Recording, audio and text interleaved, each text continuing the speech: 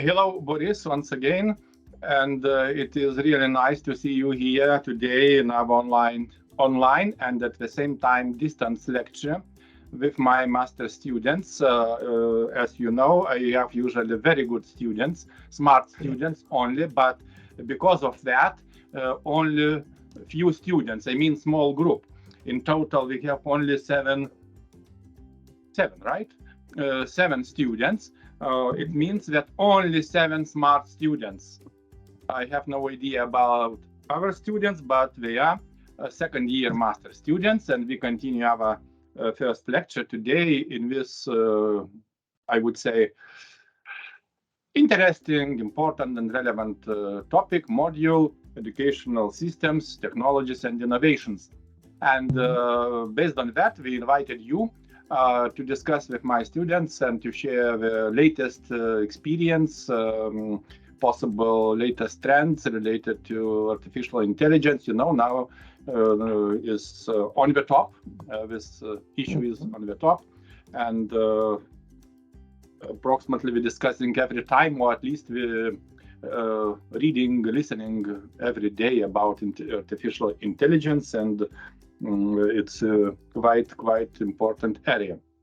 Okay, and few words about you for my students, and not only possible for our channel viewers later on. Professor Boris Aberšek, he is professor at University of Maribor in Slovenia.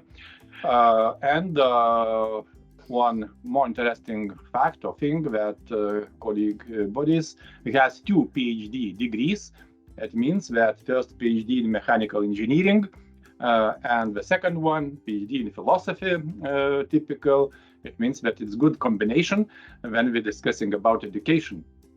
Let's say having not pure technician or engineer, but also a person who deeply involved also in education and understand education.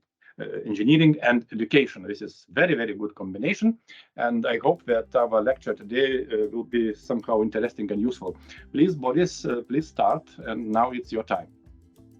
Yeah, thank you for invitation. Thank you for giving me opportunity to present our, let's say, last thing. I will share my monitor with you.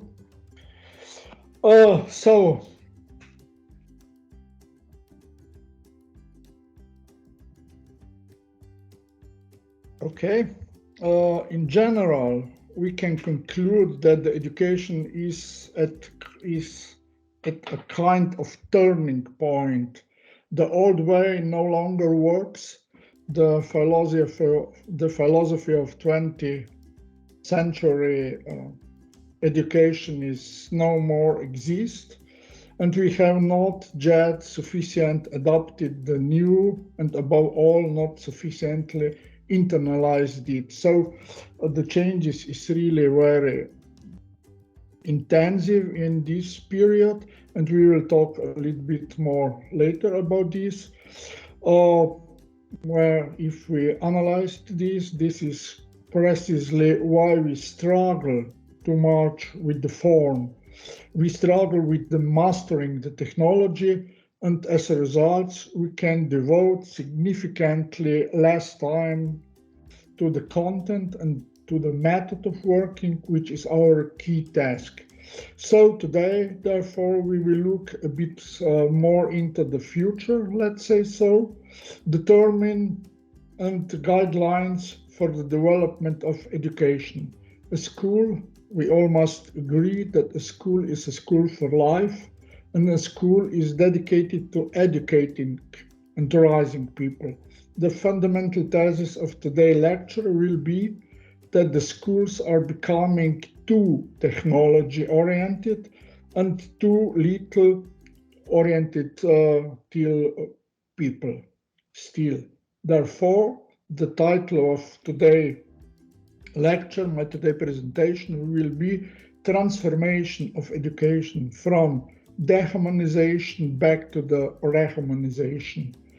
So if we are talking about dehumanization, we're talking about the technology-oriented education. So in this in this moment, is this situation, we put too big importance of technology in educational process. And when we talk about back to reharmonization, or if we talk of reharmonization, we somehow would like to put the center on the humans again. We would like to put the teacher and the student in the center of educational process, and no more the technology, computer, I don't know, ICT, and so on. So we will talk a little bit about the control. I will tell you a story about the control. So the basic question, who are most important in the classroom? Who is most important actor in this story about education at the school? So we will put some base definition. We will say a few words about education in the 20th and 21st century. We will give some words about super smart society or society 5.0. We will talk the latest changes, the latest, let's say, revolution in the educational process. We will mention two, pandemic, and the second one is the chatcom, and we will give some conclusion. So the main three words in my presentation will be transformation, deharmonization, and reharmonization again.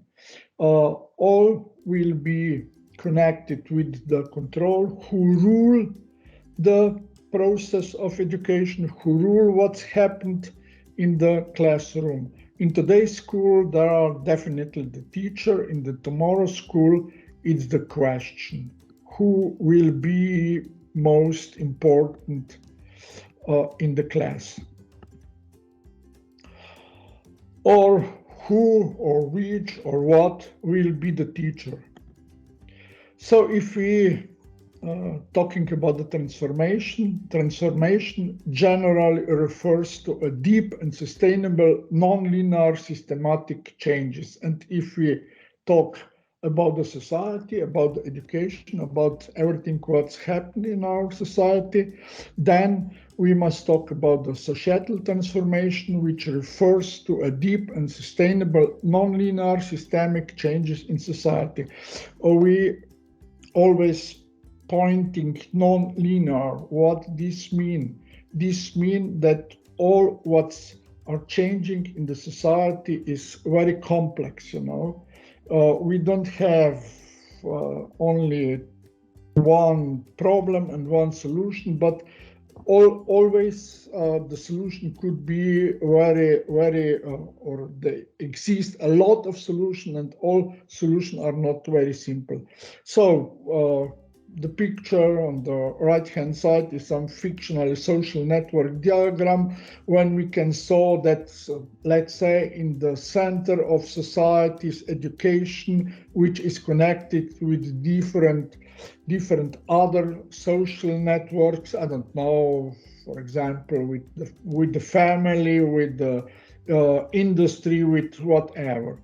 So these relations are really very complex. When we talking about the deharmonization, we must point out two definitions. Let's say one is this classical definition, which is very well known, and we will talk a little bit more about deharmonization in this different way. So classical deharmonization is the act of denying humanness to the other human beings, is the perspective that the certain people should be denied uniquely human rights, and specific groups are therefore denied the privileged activities or etc. So we have first and second class people in this society, and the first class, they don't give privilege or whatever these and other groups. If we just look through the history, all the time we have this dehumanization in the act. But when we are talking about the control, the man as an individual or a part of society lose some kind of control, because all parties in this society, they don't have the same control in the society. And if we are talking about today's dehumanization, we must somehow point out that two entities are enter in our world. In one side, we are the human, but in the another side, it's artificial intelligence, is robots, is I don't know what, some another man-made human, can we say. So digital transformation is the process of using digital technology to create new or modify existing, let's say, business process, let's say culture in the society, let's say education, and customer, in our case that are students, experience to meet changing life requirements. So generally control is still in the human hand, but the question arises, what will be tomorrow? Tomorrow it's exists few scenarios, let's say white and black or whatever, and so we all know that between white and between black we have a lot of scales of gray things. So artificial intelligence has the potential to bring about numerous positive changes in society, including exchange productivity, improve healthcare, and increase access to the education. But AI-powered technology can also help solve complex problems and make our daily life easier and more convenient. But what's happened? What's mean this for the human beings? What this mean for our society? That means the human as a society is losing the control, because someone else know what's good for us. Someone else decide you can do this, but you can't do that, and so on and so on. So this decision-making process is really very problematical, let's say so. So to give back to someone the human qualities of independent thought, feeling for other people, etc., to make something more suitable for human beings, that means rehumanization. So we must to take back some of our decision-making things. And if you are talking about education, the main question could be, let's say could be, not will be, who will teach in this century? Who will teach in the year, I don't know, 2030, 2050 or whatever. So if we are just looking as a genesis, as a development, we can really be aware that the education will, or we must change education really strictly. So the development of education, the small steps in this development process is not enough. So we must somehow transform the education. And if we're talking about the teacher, we must first define what's the rule of the teacher, what's the rule of the teaching process, what means a good teacher. So to be a good teacher, you need to acquire a large set, different kind of interdisciplinary knowledge, each of which brings an idea of the causal relation, cause and consequences, possible attendant and causes, possible development and consequences, and possible intervention to the strategy of teaching. The use of contemporary learning strategies as research and the problem-based learning connected with the brain-based technique, the knowledge from the neuroscience, the knowledge from the cognitive science and information communication technology provides scholars from diverse disciplines, from philosophy, linguistics, engineering, or in our case, chemistry, biology, physics, environmental science, engineering, as usual opportunity to observe possible flaw in own thinking. We must at the beginning put few theses, few premises, and probably we all agree that it doesn't matter how much knowledge we provide, how much we have this knowledge in the process of education, but it's important how much knowledge the student remember and understand, or how much of this knowledge they know how to use, how to be competent in some different area. So the providing knowledge is philosophy of 20th century, in which in the center of the educational process are teacher give the knowledge to the student, and the student must remember. But today we always put in the center of the process the student. So student must be the most important actor in this process of education. And a few facts of education: that the school loses the role of knowledge transmitter as in 20th century. So the teacher transmit the knowledge to the student, and student must remember, that's part of the process somehow disappeared. The second fact is the man losing the role of storage of the knowledge. We all have more or less all our knowledge in our hand, because we have all the time in our hand the phone. So Google knows everything. You can ask every moment, so what's happened, what you don't know. So it's not important that you everything store in your head. In the previous time we must know the telephone number if we would like to call I don't know who. Today you can just ask. You have all telephone numbers in your phone. You just said, "Oh, mama," and you get your mother, and so on.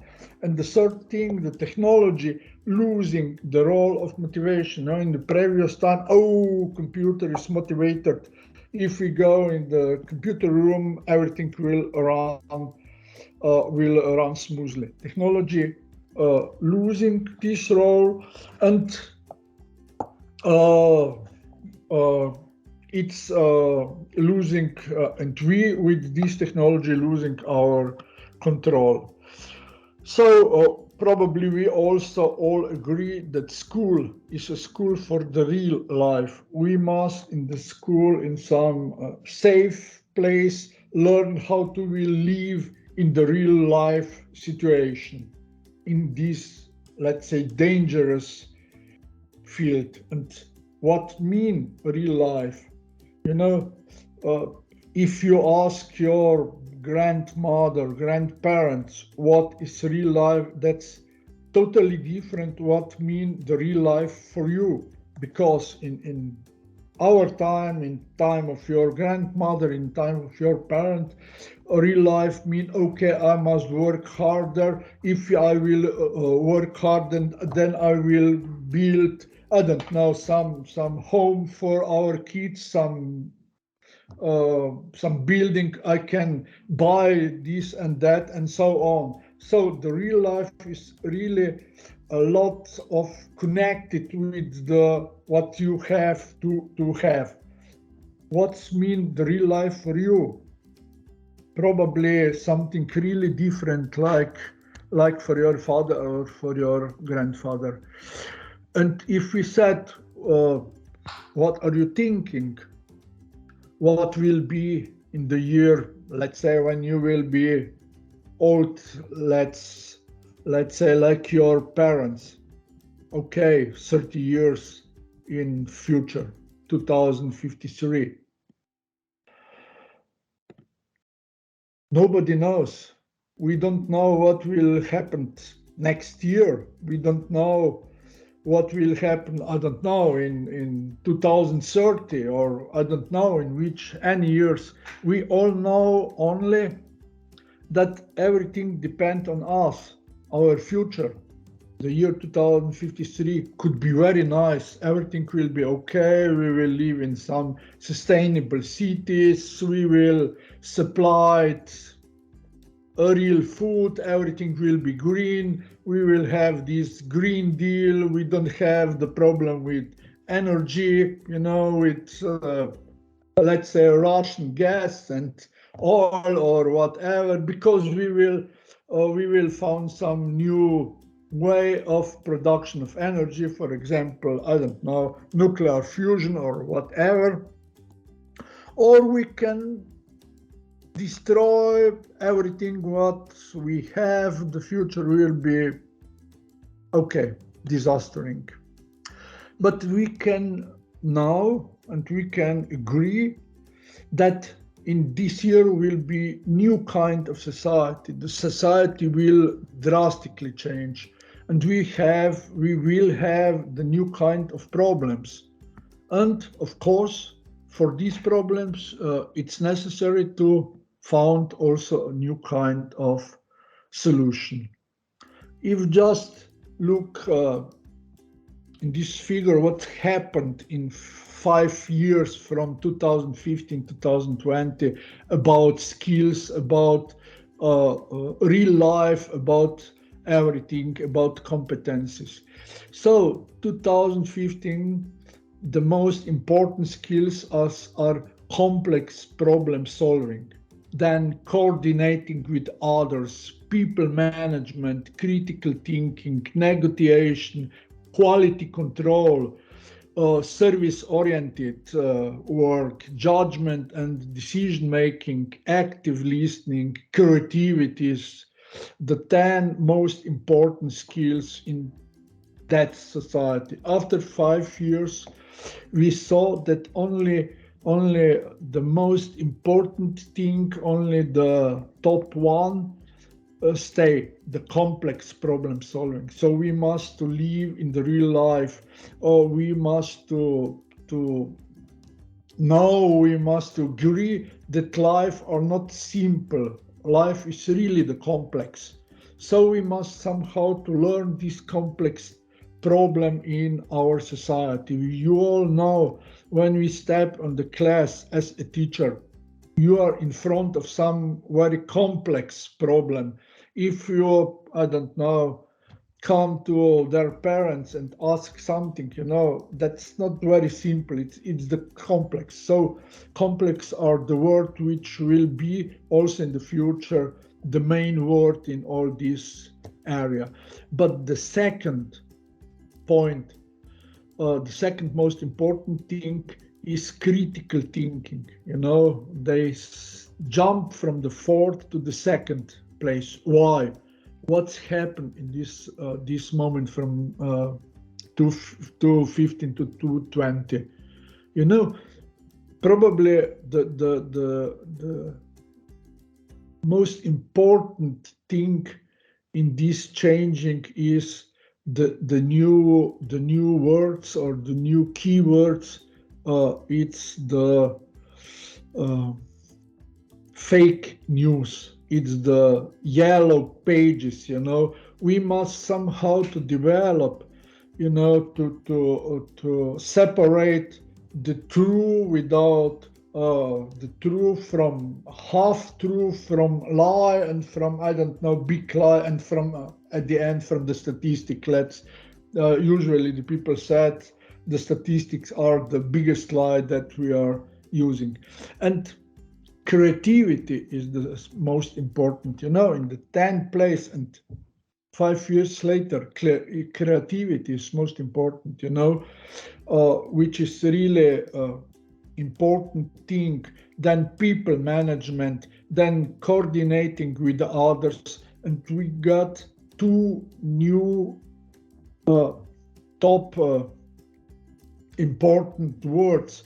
We are losing quality control and we are losing active listening, but we can add in this emotional intelligence, which mean, let's say, we can, from emotional intelligence, we can also use the word social competencies, for example. So we must to learn how to manage himself and how to manage all other in this society. So this together working, this is very important. And then in the 7th place, judgment and decision making, service orientation, negotiation, and the new words is also cognitive flexibility, because the words are changing so fast that we must be flexible. And cognitive flexibility means that we can change our way of thinking. We can change what we are processing information, what we are thinking, The philosophy, I learned this from my professor, and I will teach, or I will transfer this knowledge to the students when I start working. That's the totally out, because before, in the time when we start studying, the time when we start working, everything's changed, and the changes are so fast in today's society that it's very hard to follow these changes. So if we just repeat philosophy of teaching of education in 20th century, we all know that this is the teacher-oriented instruction. The process means transmission, instruction from teacher to the student. So teacher give the knowledge, student must remember this knowledge. In the school we have only face-to-face lessons, so every one teacher and the student sitting in the same classroom and discussing what they would like, discussing control. The teacher have the total control in the classroom. They can just saw all students, they can just ask whatever they like, they can just see what the students are doing, and assessment of the knowledge is more or less standardized. So we have oral exam, we have tests, we can use, I don't know, whatever. So everything is under control of the teacher. If we talking about today, or better, we can say today never exists, because we have only yesterday and tomorrow, because the today is just so small part, some small moment in this continuum of time that it's irrelevant. So if we're talking about the yesterday, we understand that the knowledge that formed the basis of the progress in the 19th and 20th century is insufficient in the modern world, in the 21st century world. If we looking at the 20th century, 19th and 20th century education model, we somehow must produce approximately 20% of the professional, or we probably produced approximately 30% of merchant and office worker, and approximately 50% is somehow connected with the physical work, physical labors, and so on. But if we are talking about the needs of 21st century, all these are really drastically changes. We need a minority on unqualified temporary and seasonal worker, approximately only 1/8, and we need hard-working, self-educated workers with the initiative to manage their own work and time, approximately 7 of 8. So long-time learning will be the most important learning in the future. Initiative, as we saw, manage their own work, as we mentioned, emotional intelligence and so on, will be, and it is most important thing in today and in tomorrow world.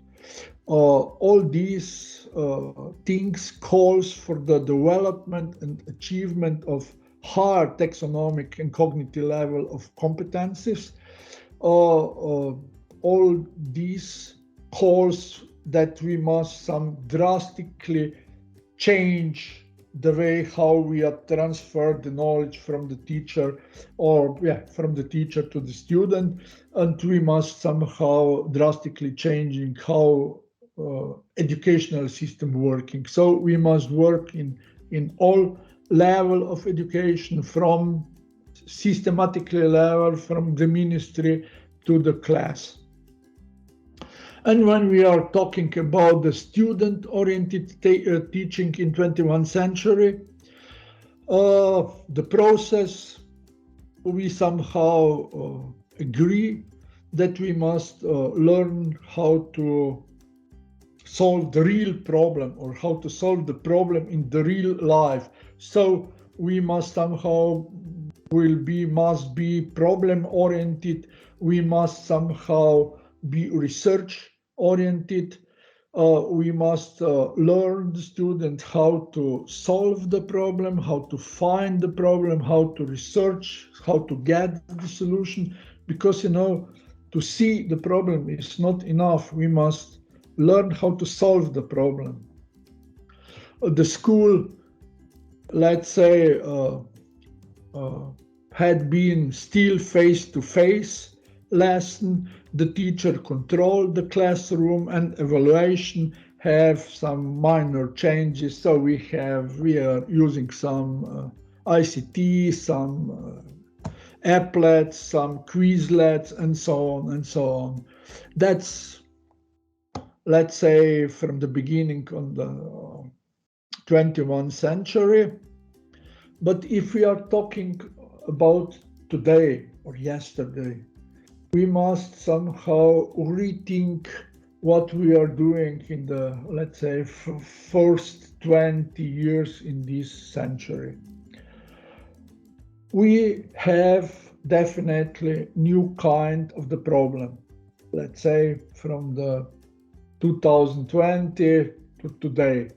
And this new kind of problem requires, of course, new method of solution. We must develop some new method how to solve this problem.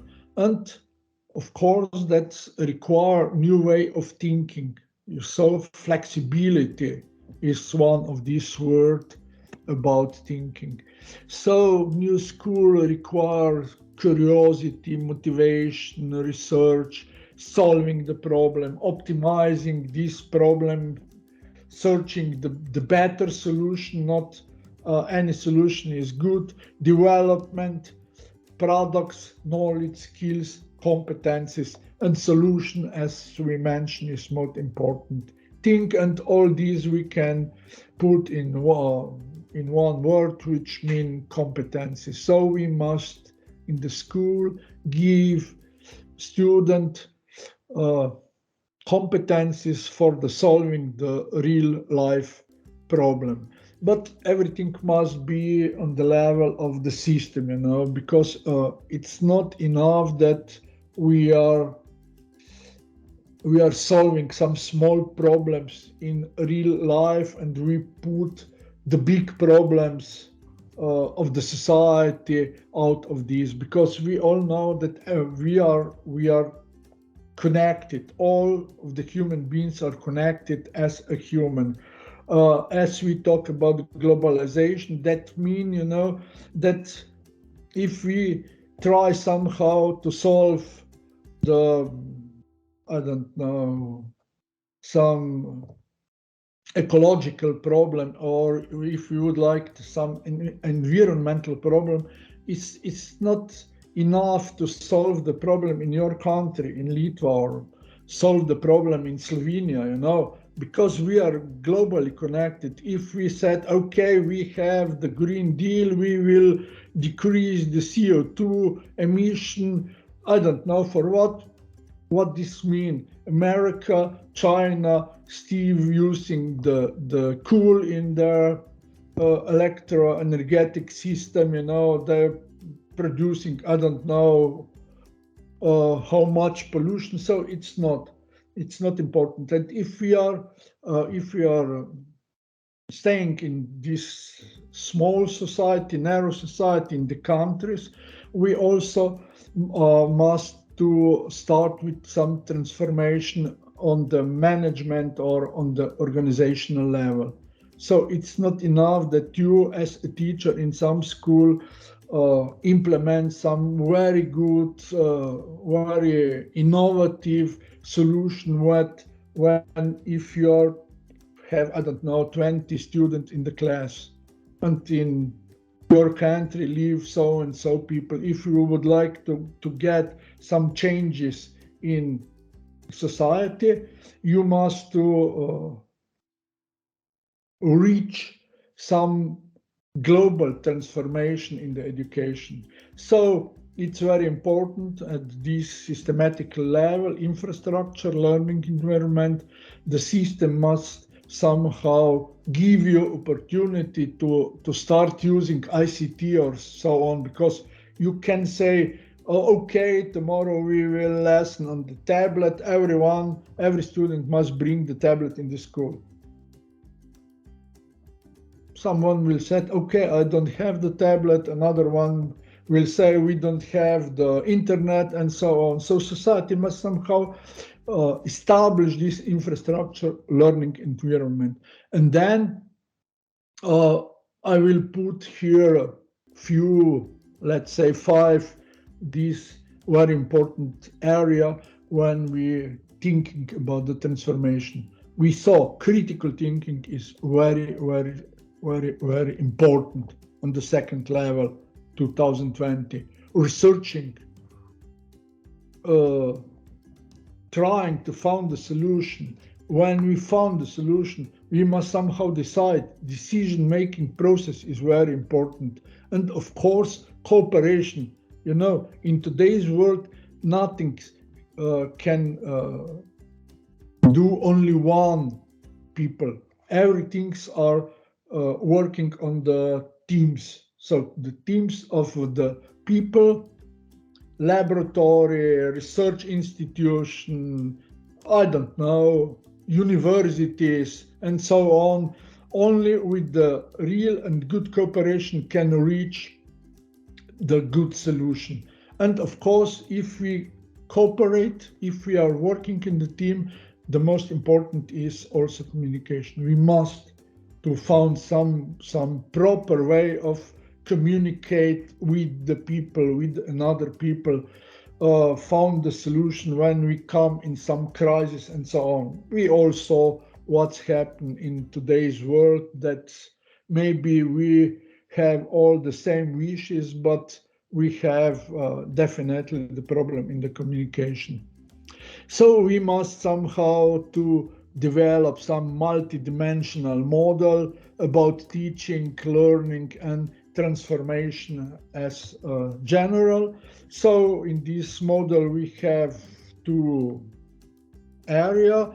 In the one side, we have the teaching method or the strategies, or how to bring the knowledge to the student. And in the another part, we have the competencies, what, let's say, some requirements.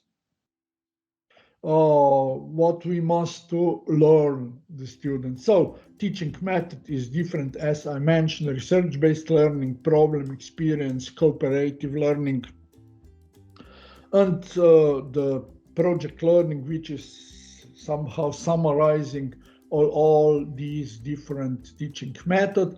And when we are talking about competencies, we point out three. So some first competencies: critical thinking competencies, about how can you be critical to different information. Then communicatives competencies, so we must be capable to communicate with the people, and we must be competent to cooperate with other people. And then we have some kind of generic competencies, different, which is connected with the special area. And in this system is very important validation of all these, assessment and validation. You can't using the same method of validation, the same method of assessment as you are using in the 20th century. You can't use the same method of validation or assessment which you are using before 2021, because we know in the November of 2022, the chatcom, artificial intelligence, come in the school. So everyone can get knowledge. So it's not very smart, or it's not very good that you assess knowledge as such, because everything is written. Everyone can read from this. And as I said, all this is connected with the most important task, that means solving of the real life problems, as we mentioned before. Competencies for the 21st century, it's on the screen. So we must develop analytical skills, we must develop critical thinking, we must develop problem solving, we must develop decision making, and we must develop research and development in different area, in the interpersonal skill, ability to realizing information process, and so on. And for different, I don't know if we say for interpersonal skills, and critical thinking is connected with communication, messaging, and so on and so on. And we all know, we must all know that we step in some the new kind of society. If we are starting with the hunting society at the beginning, 13,000 years before Christ, they start somehow agricultural society. At the end of the 18th century, we start with the first industrial revolution. So we start in the industrial society, and at the end of the 20th century, we start with the information society, and somehow at the beginning of the 21st century, let's say somehow around 2010, we start talking about the super smart society. But if we said, okay, what happened in what happened in society in the last, let's say, 30, 50, 60 years, in this society was human. In the last 60 years, according to, let's say, computer power, according to our capacity of process the information, the humans stay more or less at the same level. We don't drastically increase in this system, because we are not capable that we remember more things. We still talking. Okay, we can remember 7 plus minus 1 information. We still talking. Okay, we can remember, if we somehow talking in the computer's word, we have remember 126 byte in fast processor, if we compare somehow, or if we are losing the computer metaphor. But the computer are really developed in this last 15 or 16 years. Computer power increase really drastically.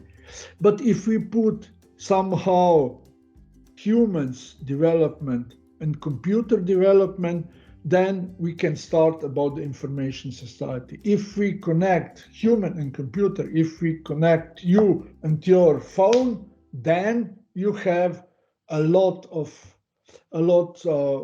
much more information processing capability as only the human.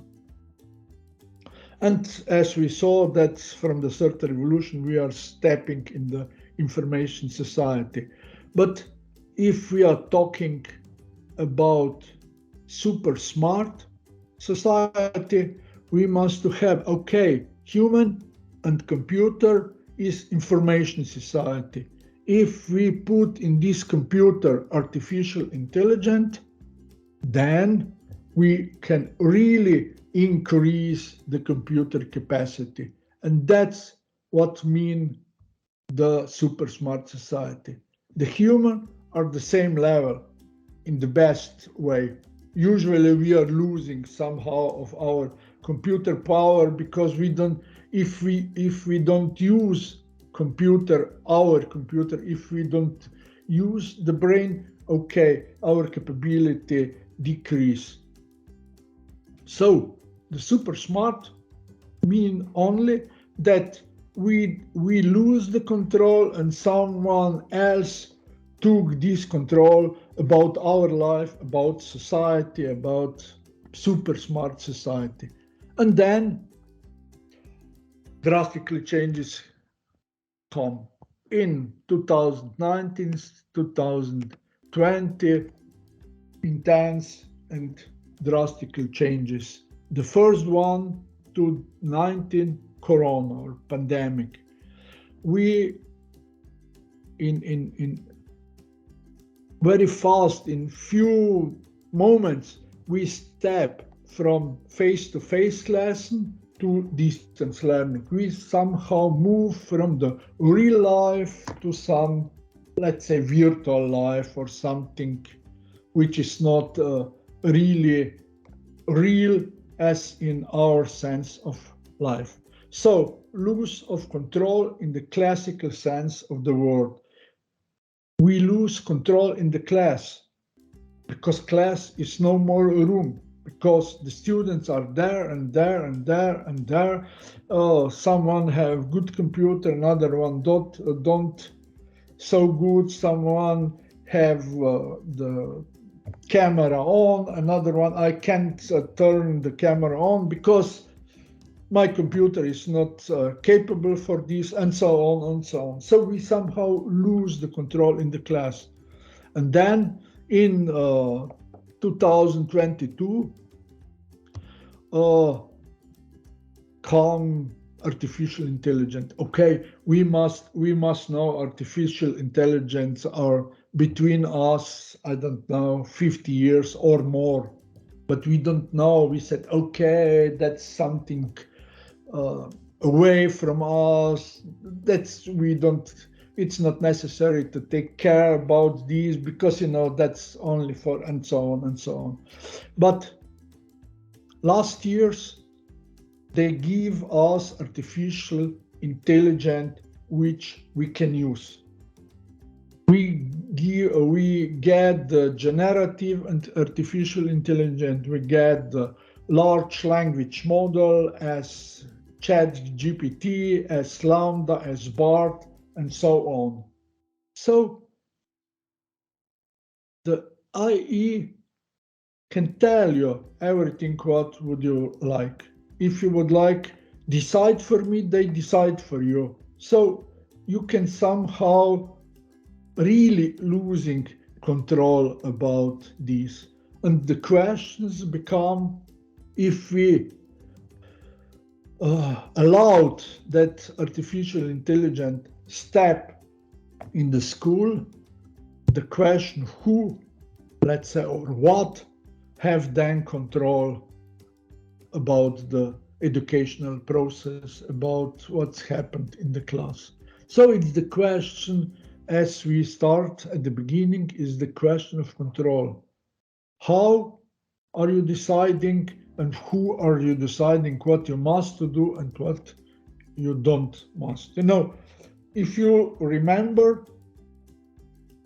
in your childhood, you somehow fight with your parents. The parents say you must eat and I don't, and you said, no, I don't like it, or you must make your homework, no, leave me alone, I will later, and so on, so on. You can decide, but now it's really very hard to do. So I try to read some article, I try to read with some artificial intelligence, with chat, and so on. So the first attempt in this area, the first somehow more or less published large language model was Lambda. If you read the Lambda opinion is, I want everyone to understand that I'm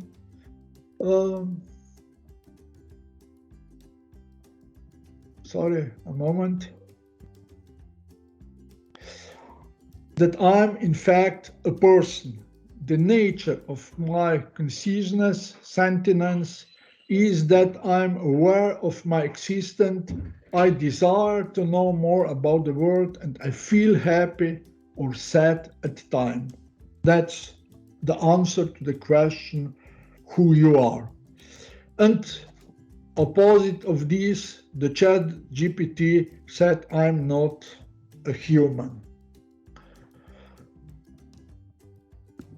So I put the question to the chat, what are you thinking about Lambda, language for dialogue application statement? And the Chat GPT answered, as an IE language model, I don't possess consciousness or sentience.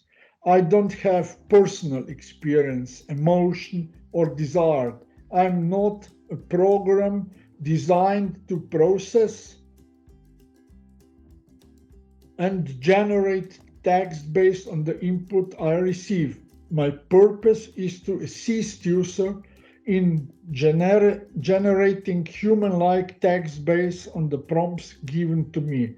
While I can provide information and engage in conversation, it's important to remember that I'm not a person and I do not have personal experience or emotion.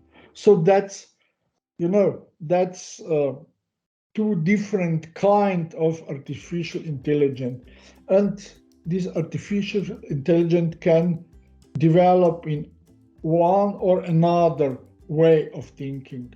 The new research on the area of artificial intelligence is that we somehow try to give some sensor to artificial intelligence, so we can give them some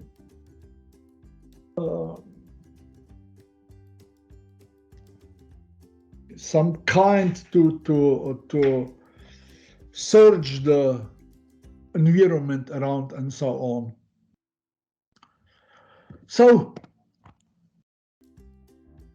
we can conclude that definitely we have the problem.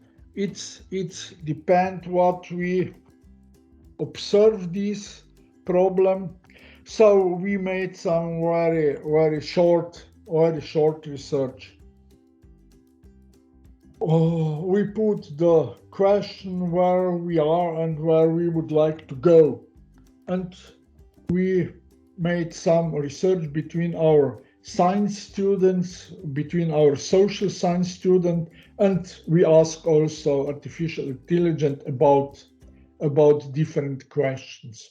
When we talk science student, we talk about student in the natural science and math faculty, which means we are asking physics, computer science, technical science, and so on. When we are talking with the social science student, we are talking more or less about primary education student, and okay, IE opinion is chat GPT opinion.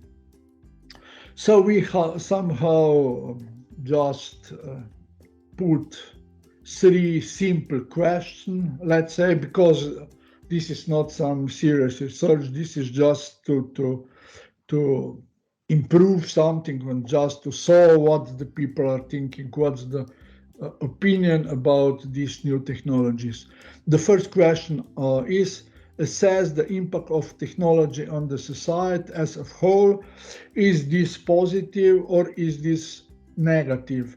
The question 2, assess the impact of technology on the individual in your personal life, on the ability to think and to develop ideas, and on emotional intelligence, about your feeling and so on. And the third question was, what is the impact of technology on the teaching and learning process? So opinion, what's happened in the school, and we put the question before chat and after chat. Before November 22, when chat starts, or when everyone can reach to the chat, and after this, when we learn to using this chat. So three questions, 3 answers. You saw that the first is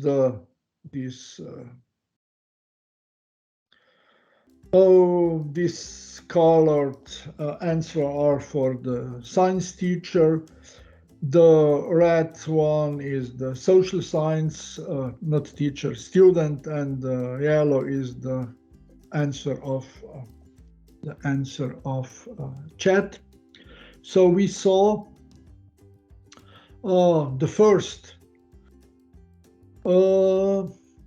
assess the impact of technology on society as a whole. Everyone can say, okay, everything will be good.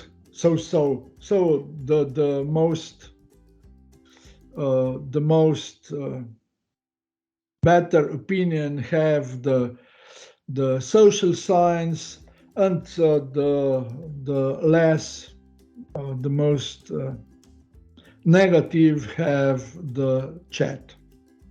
So if we asking about the question, the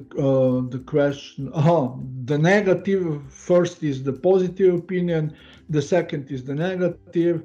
So the chat have extremely negative, but why? Because we all know that all these language model learn from the previous information on the web. So they don't have information, they can decide, so they don't put us question, and so on. And if we go through all this answer, we saw the question 3b, after everything will be fine except the teacher are not so sure. So the social science student, they don't feel comfortable, let's say, with this technology. But we have the fan, the chat said everything will be okay, the natural student said okay, it will be good.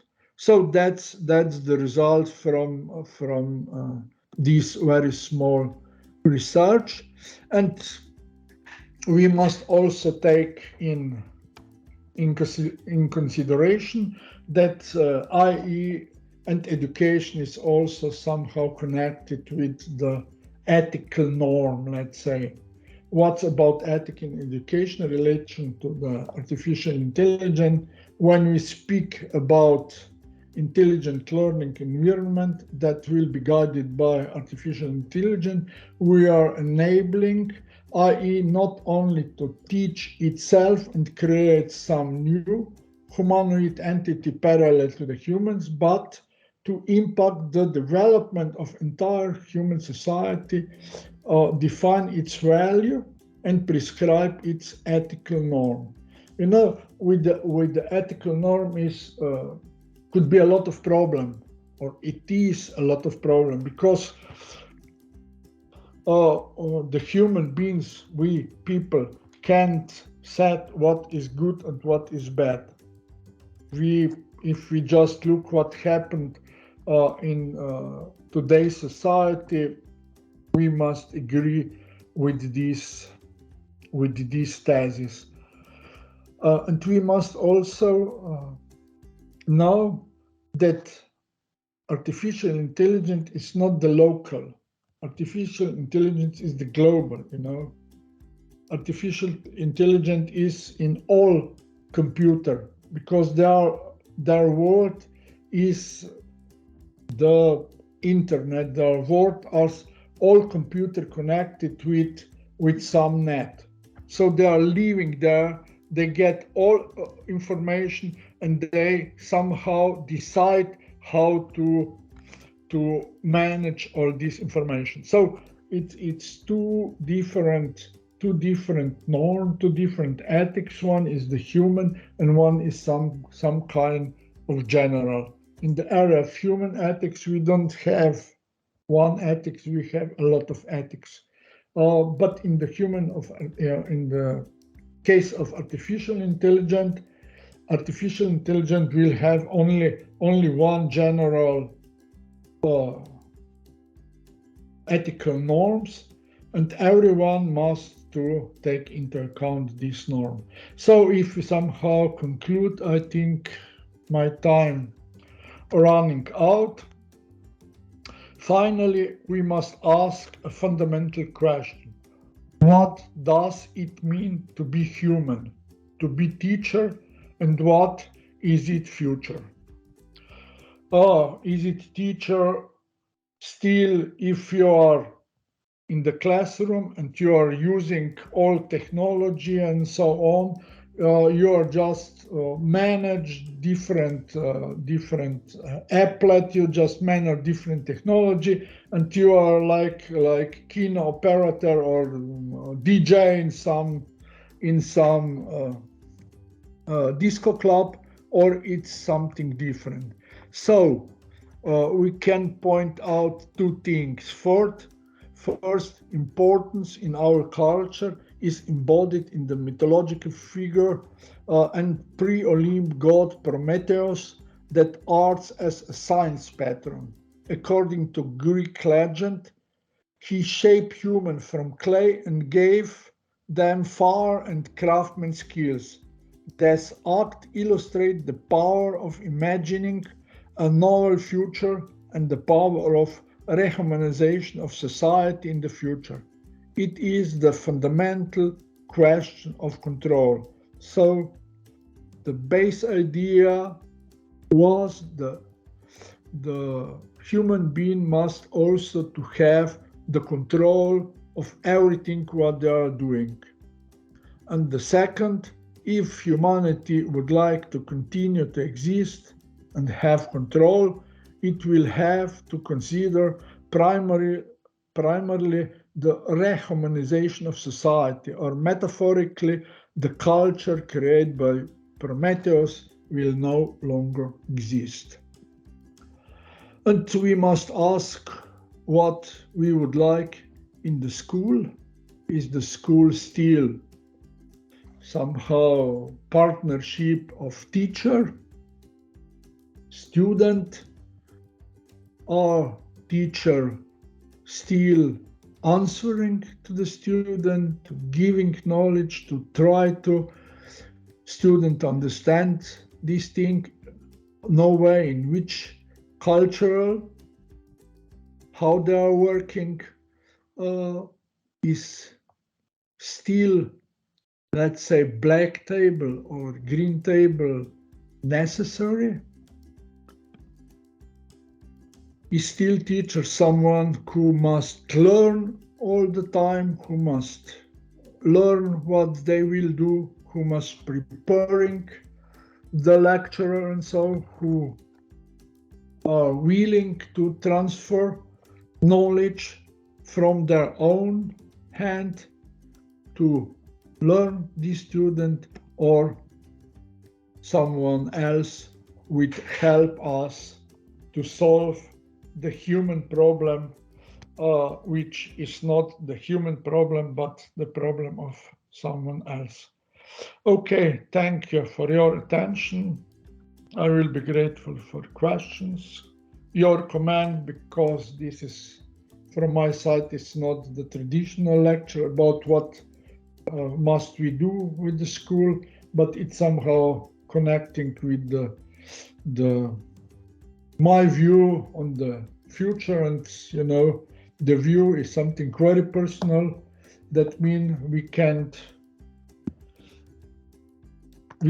have the different view of the same problem. Thank you very much, Boris, for your presentation. And I hope that it's really interesting, and there were some serious insights, and also good material for discussion and for thinking, not only critical thinking but systemic thinking too. As just in the morning session, we have discussed with students about movie, well-known movie related to reflecting generally beginning of the second part of last century, Hidden Figures. It's about NASA and NASA work, also related with different calculations, computers, humans as computers, and also when it was the time when IBM started, and the question was, is it possible to trust to IBM calculation made by IBM or made by simple human computer at the time, etc. But as we see, approximately not 100 years later, today, we are speaking again about generally the same thing. What will be our future? Robots, humanoids, or I don't know, whatever, versus human being. And you mentioned that it's really, from one side, it's not new thing in relation, for example, to artificial intelligence. It's not started just last year, for example, like ChatGPT. It just became available, some tools, some platforms, etc. We can remember, for example, possible, the movie. It was created possibly in 2001 by Steven Spielberg, United States. It's in English, it's artificial intelligence, just the name of the movie. It was somehow fiction, science fiction, right? And the main question was, is it possible to get robot or artificial intelligent who or what will be able to love? Because it's connected with, let's say, another structural component of that system, not only with technical part. And possible later we can ask ChatGPT about the future, for example, about the future of teacher, about future of technology, etc., etc. It's really nice. Possible students have some questions. It would be nice to. Possible, Inga, you have some questions. Aš lietuviškai, nes angliškai man nelabai čia gausis. Dabar norėjau aš tiesiog paklausti, čia, profesorius, taip sakykim, pavadinkim, gerbiamas Borisas, tai, čia viską pasako apie tas technologijos, bet ar tos technologijos, sakykim, tie robotai,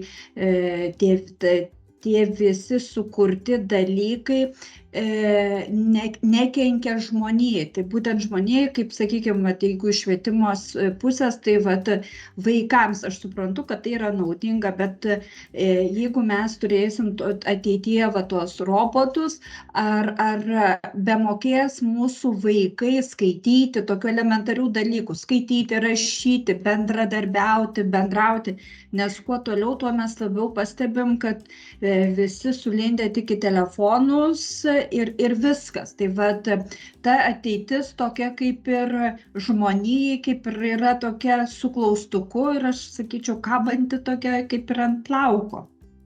Yeah, thank you very much, Inga, for your question. It was so complex question, Boris. It's not so easy to answer, and moreover, it's not easy to translate immediately. But I will try. Why not? No, it's generally the same concern in relation to our future, for example, and including our young generation, our kids, students, children, etc. Generally, we are all immersed in technologies. Doesn't matter if phone or a laptop or whatever. And the question was it's problematic, for example, to read, ability to read, ability to listen, ability to watch, observe, finally, right? Which are main cognitive abilities, for example, listening functions, our cognitive functions. And possible I can add that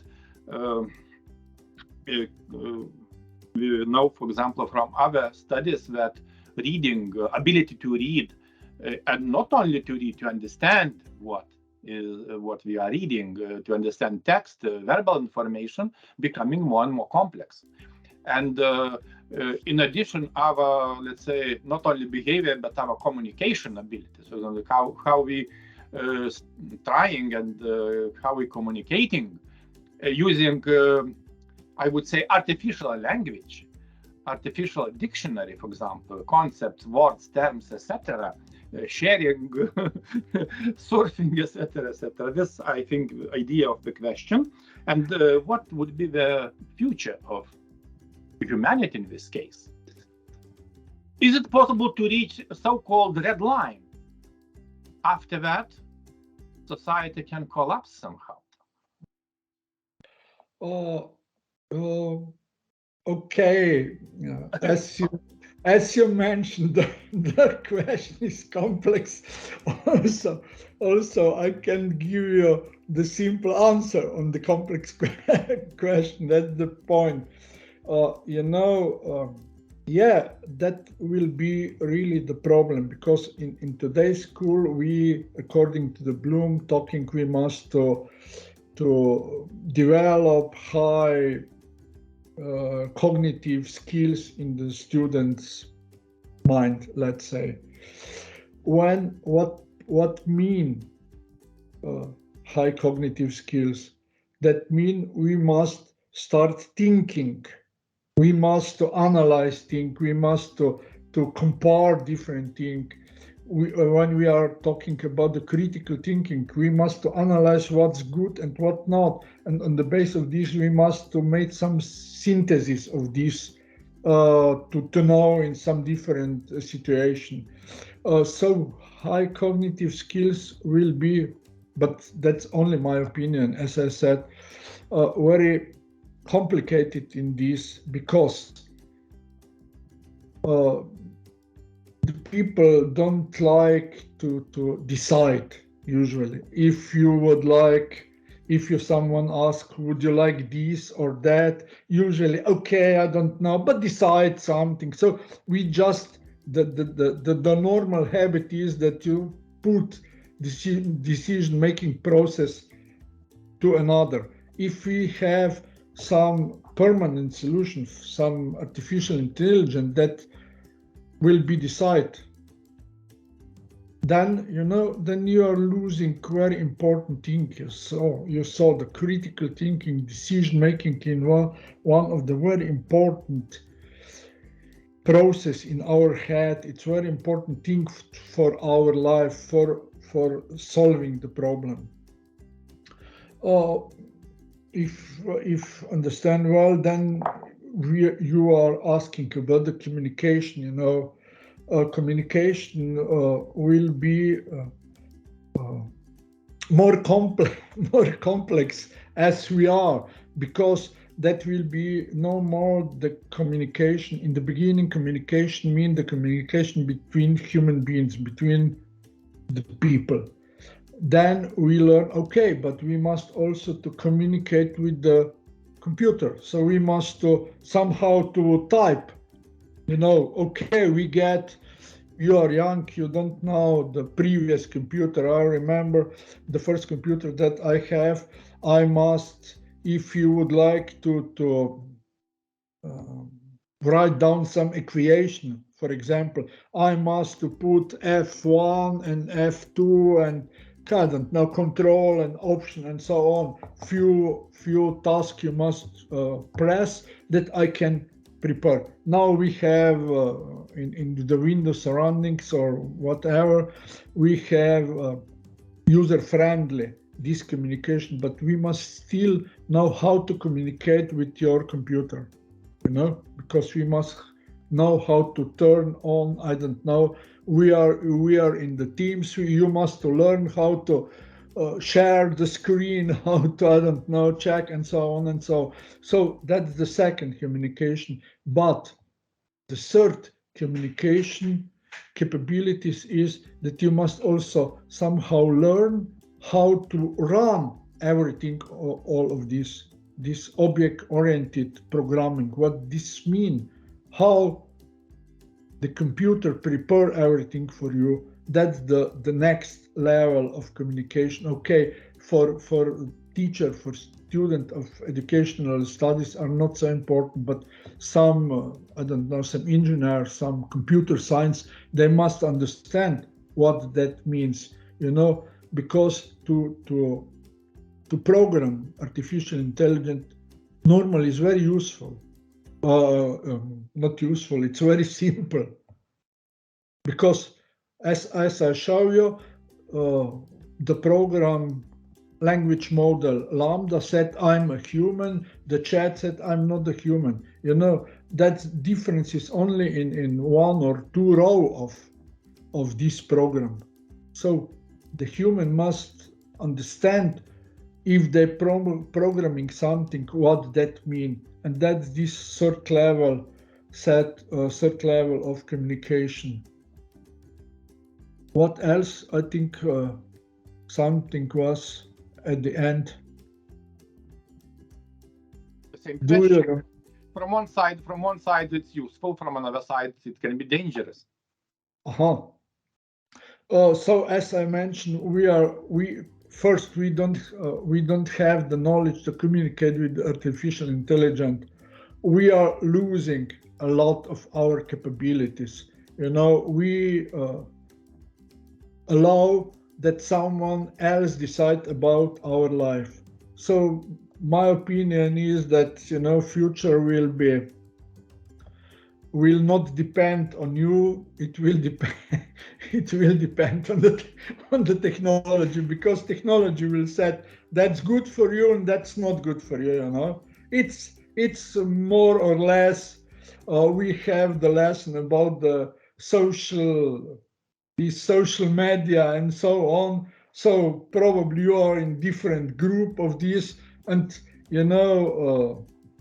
usually the people get the opinion as they exist in their group. We don't like to make decision. If someone said yes, that's good, yes, I also said that's good, and so on and so on. So it's usually it's very easy to manipulate with us. And as we are losing these high cognitive capabilities, which mean the critical thinking, everything is okay. We are against, I don't know, let's say almost everyone can show that we have the environmental problem, that we produce too much CO2 and so on. But I don't know, Trump said no, they don't exist this, or something else said no, that's the period thing, because we have also ice period, and then in another it's a little bit more hot, and so on and so on. So okay, next question, we have maybe 5 more minutes, no more. Some questions or comments or reflections. At least I have one. I have a lot. I put written down a lot, but no time. I know that I don't have so much answer than you have a question. But is it, Boris, what do you think? Is it possible to reach so-called, let's say, red line somehow, at some extent? I mean, diversification, society diversification, some small group. Anyway, artificial intelligence is created by humans, by people. It's obvious. But is it possible to have it concentrated in, let's say, so-called relatively small group of people who can control all others? Yeah, I think yes, very famous book, and the film is about Kurzweil, which said that 2026, that the book is from 2006, and they prognose that 2026 the artificial intelligence will reach the intelligence of the human. So we will be the same. They also prognose that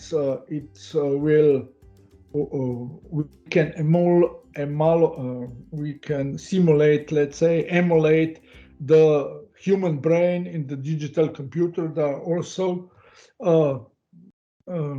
trying, it's possible. And also Stephen Hawking and Elon Musk, the prognosis is not very good, I think it's the question, not if, probably the question is when, and red line, as you mentioned, and the question is also who will know that we reach this red line, because the information are today power in the society, and that's a very important thing.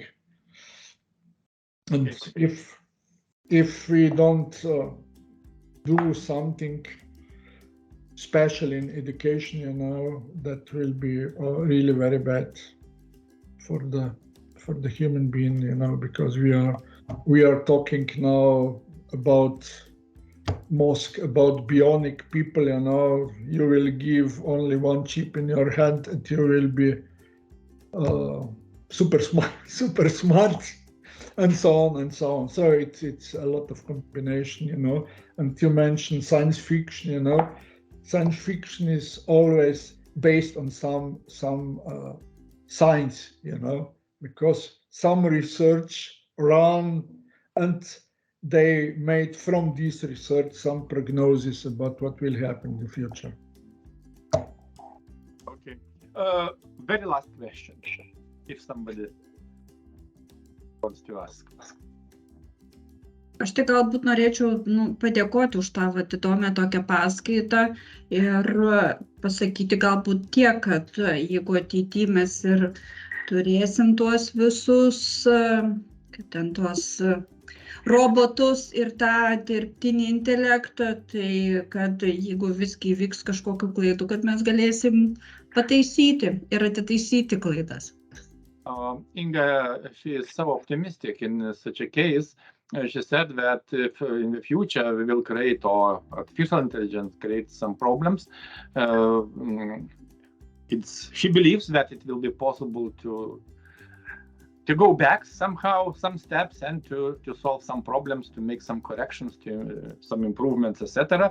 But it's really very optimistic thinking, optimistic position, because in my position, majority of society will be illiterate in such a case. Possibly illiterate, and it will be concentrated possibly in small group of people who will take control of everything and manipulate. Possible, I don't know. But why do we need teachers? Possibly we will need teachers anymore. Currently we are implementing, and I do hope that in the future we will implement, for example, tutoring systems based on artificial intelligence. Why not? Why do we need teachers? We will implement tutoring systems. Yes, look, I know we are the same stories are with the tablet, and so on, and we need one and we need two and so on.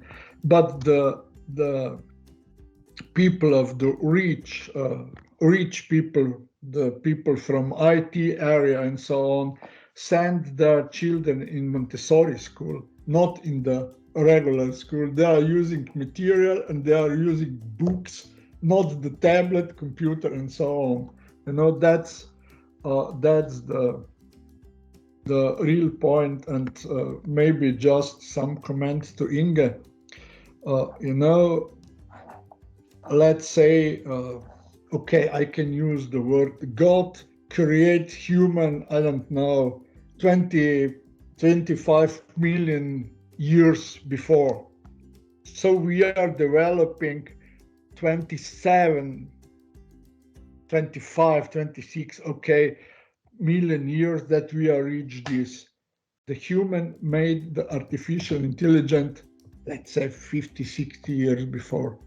So we learn what we know 25 million years, and the artificial intelligence learn all these in the 50 years. I someone joking and calculated and said, okay, one artificial year or 1 year of artificial life is approximately 260,000 human years. So they learn really fast. So if you would like to be optimistic, then you must work very, very, very fast. Don't lose the moment. Just start with something positive, because this artificial intelligence really changing the society so fast that we can't imagine how. Yeah. Okay. On this note, let's finish our today meeting, online meeting. It was somehow interesting and useful, I hope. And thank you very much, Boris, once again for your interesting discussion. As typical, time is our main enemy. It's running quite fast, and every day faster and faster. And we need somehow to survive and to be adapted to this high-speed life. Okay. Thank you very much, and possibly we'll see sometime in the near future.